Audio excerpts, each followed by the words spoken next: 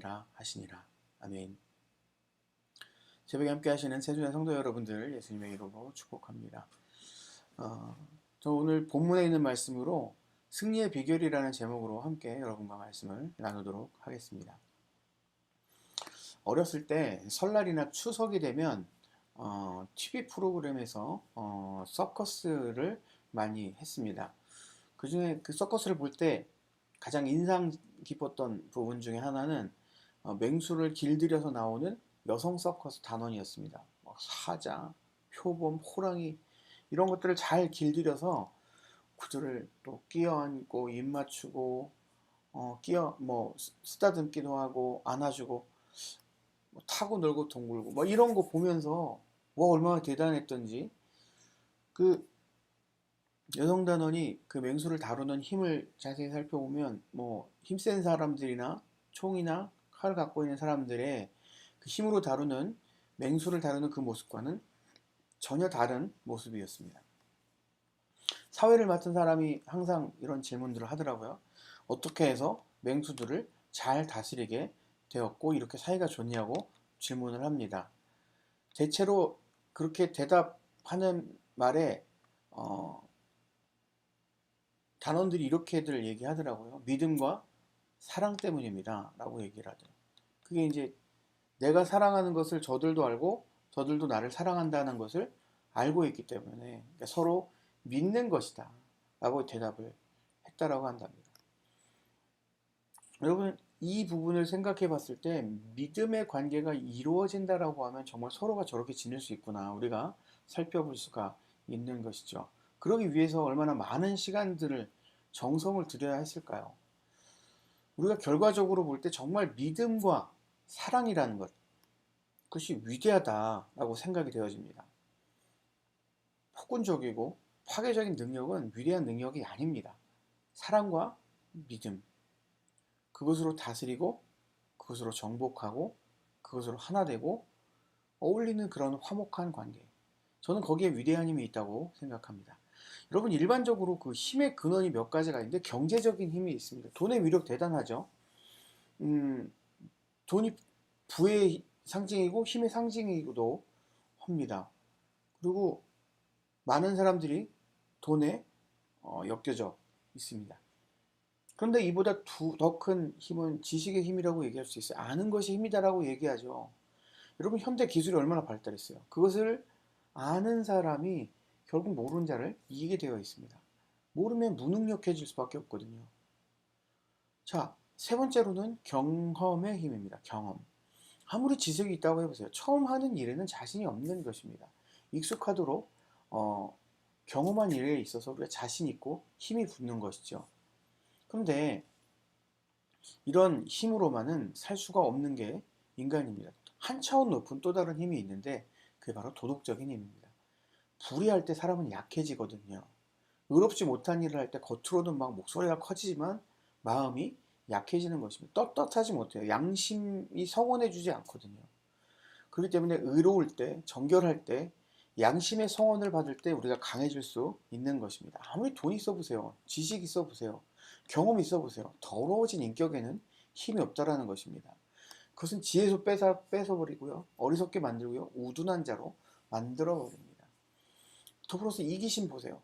삶의 원동력을 뺏어가요. 남이 잘 살든 말든 나 하나만 잘 살면 되지. 그런 이기심 때문에 사람을 악하게 만들게 되지요. 여러분 이기적인 사람 대부분 비겁합니다. 그러나 남들이 어떻게 평가하든지 간에 자신은 남을 위하고 이웃을 봉사하고 나라를 위해 또한 세계 평화를 위해서 일한다고 스스로 느끼는 그런 확실한 명분이 있으면 어때요? 힘이 솟아나고 용기 있는 사람이 되는 것입니다.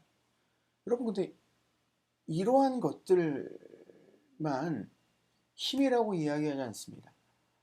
우리 기독교인들에게는 또 다른 힘이 있는데요.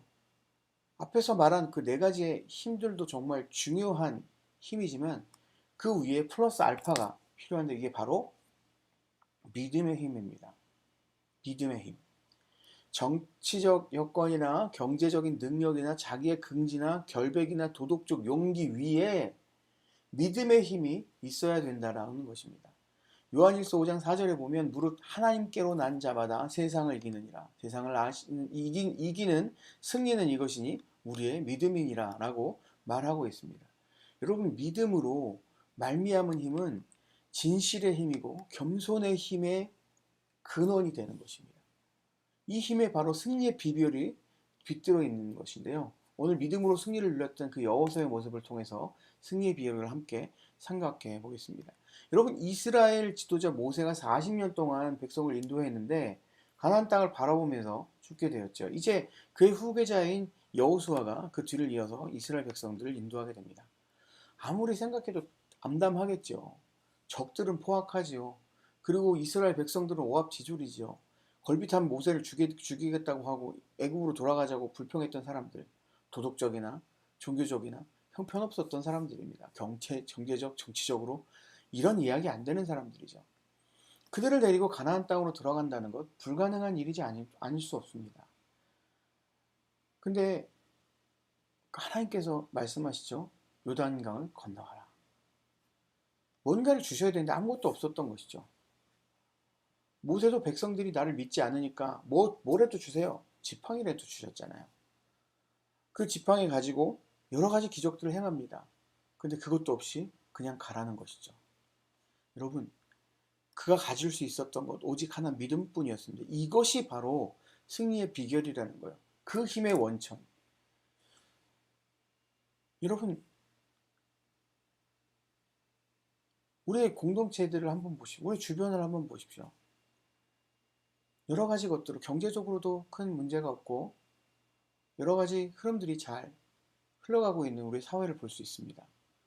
만약에 우리의 사회에 불신이라는 게 있다면 어떨까요? 믿음이 없어지잖아요. 서로가 서로를 의심해요. 무너질 수밖에 없는 것이에요. 여러분, 믿음이 없다면 끝인 것입니다. 군사가 100만 있으면 뭐 할 거예요? 경제가 아무리 부흥한다고 해서 어떻게, 여러분, 믿을 수 없으면 다 끝나는 것입니다. 무너져 버리는 것입니다. 여러분, 믿음의 힘이 원천인 것임을 우리가 분명히 알아야 돼요. 인터넷에 어떤 기사가 떴다고 칩시다. 그거 그대로 믿을 수 있습니까? 못 믿는 거예요. 거시기라고 생각하고 정말 불신이라고 얘기하는 것입니다. 여러분, 이러한 것들이 계속되면 망하는 결과를 우리에게 열어줄 수밖에 없는 것입니다.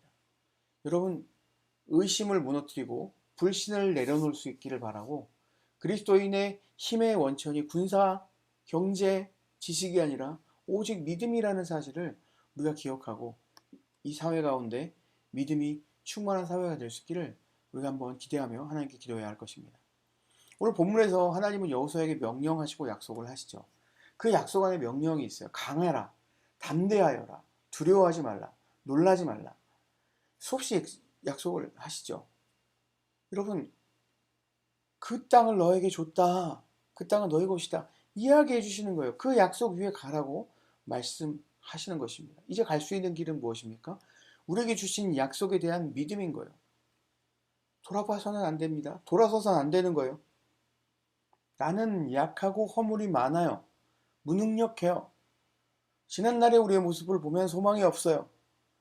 정말 가능성이 없어요. 그렇다 할지라도 우리가 믿음으로 미래를 바라볼 수 있어야 됩니다. 믿음으로 더 깊은 곳을 바라보아야 하는 거예요. 하나님의 약속을 믿는 믿음. 여러분, 여호수아가 가나안 땅을 바라보면서 영적인 안목을 가졌던 것을 기억하면서, 야, 여호수아가 가졌던 그 능력은 바로 우리의 능력이다. 취할 수 있어야 하는 것입니다.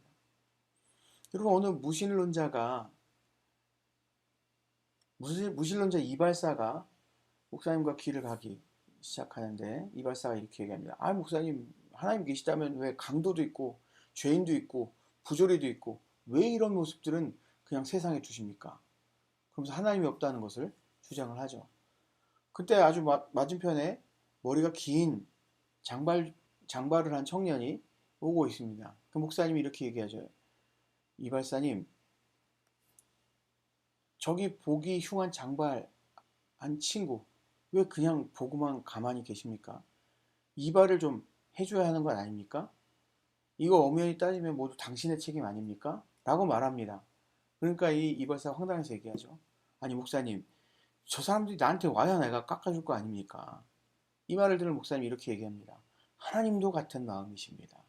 당신 같은 사람이 하나님께 나와야지 안 나오니 방법이 없지 않습니까? 여러분 한번 생각해 보세요. 누구의 책임입니까? 여러분 오직 믿음으로 보고 믿음으로 행하는 길에만 힘이 있고 능력이 있는 것입니다. 또한 믿음은 순종입니다. 감성이나 무슨 관념이나 명상이나 이론이 아니에요. 자기 수양도 아니에요, 여러분. 믿음은 곧 행동입니다. 성경이 말하고 있어요. 행함이 없는 믿음은 죽은 믿음입니다. 여러분 여리고를 함락하라. 그럼 가는 거예요. 요단강을 건너라. 가는 거예요.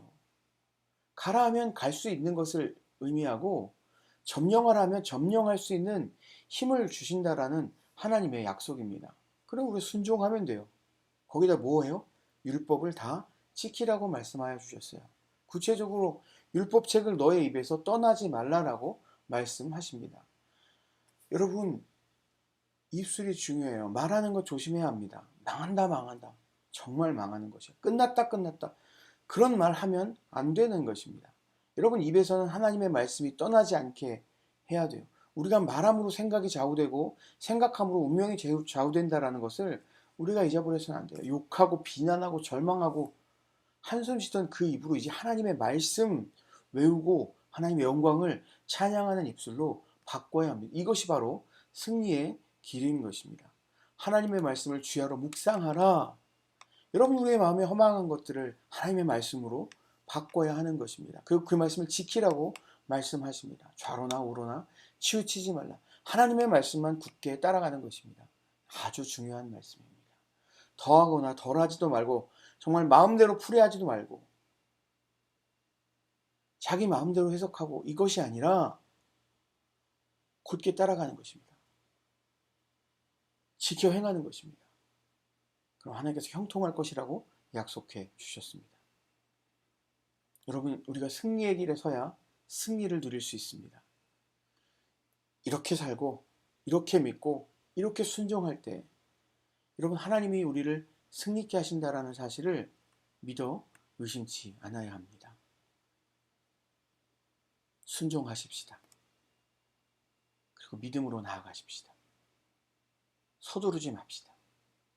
좋은 열매를 맺기 위해서는 기다려야 하는 것처럼 하나님의 능력이 우리 가운데 주어지기를 위하여 말씀에 굳게 서고 약속을 믿으며 순종하며 나갈 수 있기를 예수님의 이름으로 축복합니다.